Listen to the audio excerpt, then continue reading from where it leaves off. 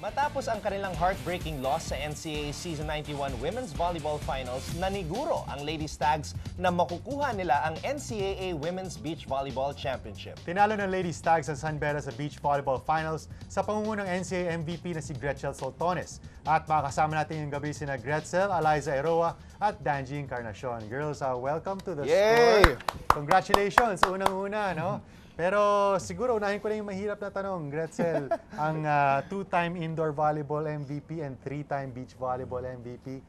Napawi ba kahit papano nung championship nyo sa beach volleyball, yung pagkatalo sa indoor volleyball? Siyempre, oo. Kasi sobrang sakit nung nangyari sa amin nung championship game against Benilde. Tapos talagang sinigurado namin na makukuha namin yung beach volleyball. Isa din yun sa motivation ko. Ngayon, papasok sa beach volleyball, unang araw pa lang, na-injure ang original partner mo, na si Danji. Nag-doubt ka ba, Gretch, na madadepensahan nyo ang championship sa beach volleyball matapos mangyari yon? Oo. Kasi after nung na-accident si Danji, parang naglakad ako sa beach mag-isa. Okay. Senti Tapos, parang iniisip ko na kaya ba namin to? Pero syempre may tiwala naman ako kay Eliza kasi matagal na kaming nagsasama and yung bonding namin hindi naman nawawala. And parati ko siya nakikita sa dorm. So, ayun. Siguro for the benefit naman ng mga nanonood sa atin, Danji, pakikwento. Anong nangyari sa'yo dun sa first day ng mga laban sa beach volleyball? Nung second game po namin laban sa Beda, kasi yung last one na po yung Beda, third set, so 13-14, inisip ko, pag nakuha ko yung bola, may possibility na mag-juice pa. Okay. So yun, nung pagkakuha ni Ate Gretch ng bola, hinabol ko. Tapos may harang pala doon, yung barrier nandun.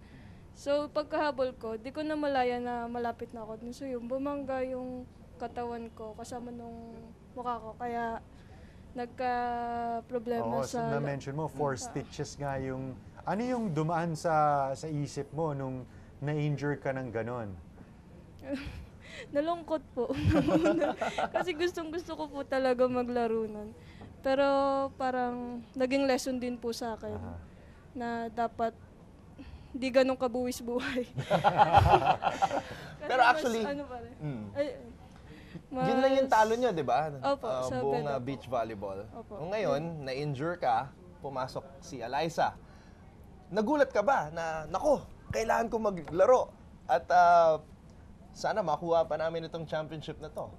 Gulat na gulat. As in, hindi ko ina-expect. Kasi alam ko naman na walang injured sa Beach Valley eh. Kaya nagulat ako nung nabangga si Danj. Parang nakita namin may dugo na siya dito. Tapos talagang na-stress po talaga kami nung araw na yun. Pero anong sinabi sa'yo ng mga teammates mo ni Gretzel at ni Danj para ma-motivate ka at maging ready ka para dun sa mga next games, Eliza?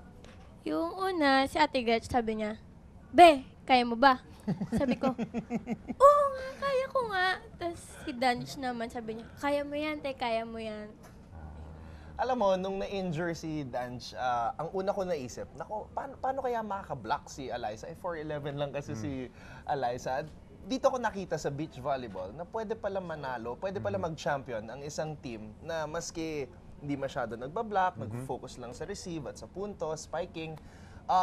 Ngayon sa finals, pag-usapan natin to, napansin namin ni Michelle Gumabaw, kami yung nag-cover nung finals nyo, panay 1-2 play ang ginawa ninyong dalawa. Pinag-usapan nyo ba yun? Kasi syempre yung Beda, tina-target si Eliza para siya yung pumalo.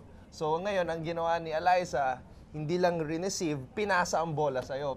Pinag-usapan nyo ba yun? Yun yung strategy nyo? Oo, yung second set. Kasi natalo kami ng first set. Which is parang sineset ko sa kanya eh. Kasi may tiwala ako sa palo niya.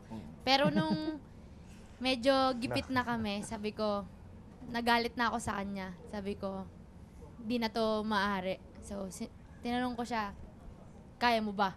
Sabi ko ganun. Tapos sabi niya, "Hindi." Sabi ko, "Ano, hindi mo kaya? Sapakin kita eh." Tapos, hindi, mali po yung pagkakarinig. Okay, sige. Tapos, ayun, tapos parang, ayokong matalo dito. Kasi sobrang sakit na nung last game. Pero deserve naman ng Binild. And parang sabi ko, para naman sa supporters natin, makabawi naman tayo. And talagang confident naman ako kasi magaling depensa. So, after nga nung nangyari yun, nabawi nyo yung third straight beach volleyball championship. Siguro para malaman natin ng audience natin, describe nyo gaano kaiba yung laro ng beach volleyball sa indoor volleyball.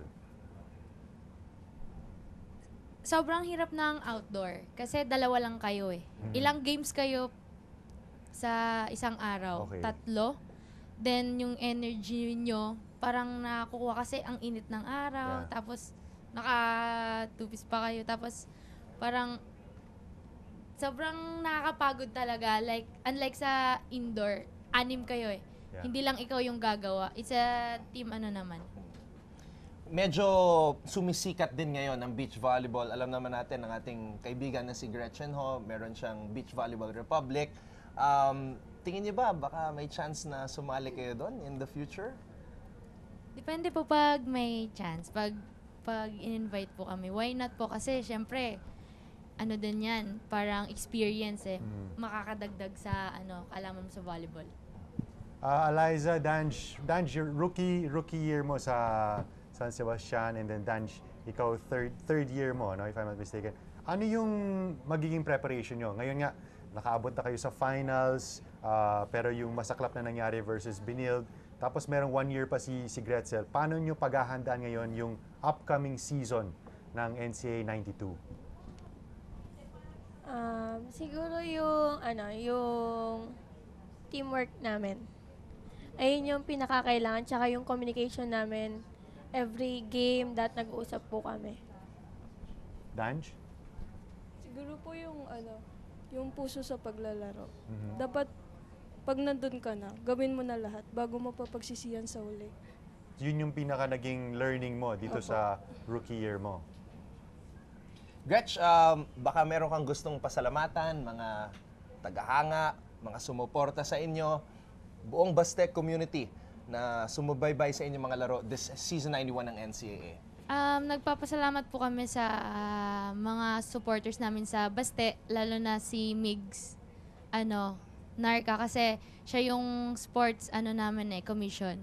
So siya yung nag-asikaso sa tickets namin, kay Father, and sa lahat.